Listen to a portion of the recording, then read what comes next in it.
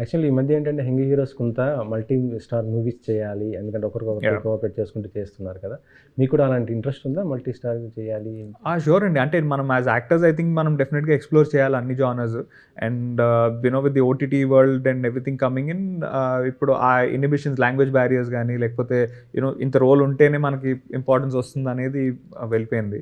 And also రీసెంట్‌గా I also did a film called 'మనమే' అండి శర్వానంద్ గారితో. సో అండి ఫ్యూచర్‌లో definitely if the character has significance I don't mind being part of it. అంటే మీకు ఎవరితో బాగా ఇంట్రెస్ట్ అండి? మీ ఫేవరెట్ హీరో ఎవరు అసలు? నాకు యాక్చువల్లీ 'నాని' గారు is one of my favourite actors అండి. అంటే the versatility in his performances. Coincidence. 'Nani' గారు.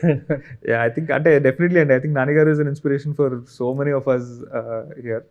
అండ్ చిరంజీవి గారు, ఐఎమ్ చిరంజీవి గారి's బిగ్గెస్ట్ ఫ్యాన్.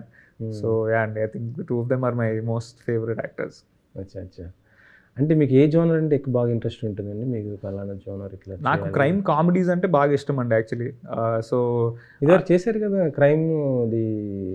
అంటే that was more of a thriller back drop లో జరిగే ఒక డిటెక్టివ్ అండ్ ఇది చేసేది భూతద్దం భాస్కర్ అన్నది. Bhoothaddam Bhaskar. But crime comedies I want to do something like on the lines of Keedaa Cola or Delhi Belly kind of a film. So అదొకటి చాలా రోజులకు ఒక మంచి స్క్రిప్ట్ దొరికింది. I just finish shooting for it. So అది కూడా it's coming up. Bhoothaddam Bhaskar అది పార్ట్ 2 కూడా ఉంటుందని చెప్పారు కదా? యా అండి. మరి ఏమైంది అది? అది so we still have it in discussion అండి. దానికి ఒక స్క్రిప్ట్ ఓకే చేసుకున్నాము అండ్ చిన్న ఫైనల్ చేంజెస్ స్క్రిప్ట్ లో జరుగుతున్నాయి. So at the end of this year we want to go for shoot. ఎప్పుడు ఉండొచ్చు మ్యాక్సిమం?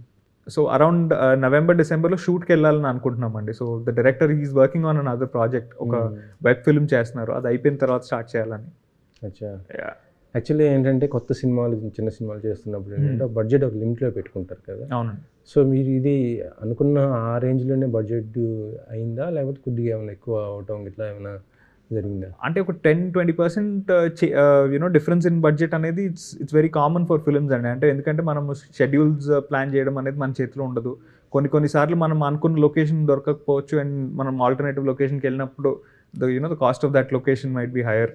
అండ్ కొన్నిసార్లు అంటే మనం కంటిన్యూస్గా ఒక 10 days ఒక ఆర్టిస్ట్తో ఫినిష్ చేయాలనుకున్నది మనం బ్రేక్ చేయాల్సి వస్తుంది ఒక 2-3 షెడ్యూల్స్లో. సో ఇట్లాంటప్పుడు దట్ ఎర్రర్ ఇన్ కాస్ట్ అనేది డెఫినెట్లీ మనకి కనిపిస్తుంది, అంటే రిఫ్లెక్ట్ అవుతుంది.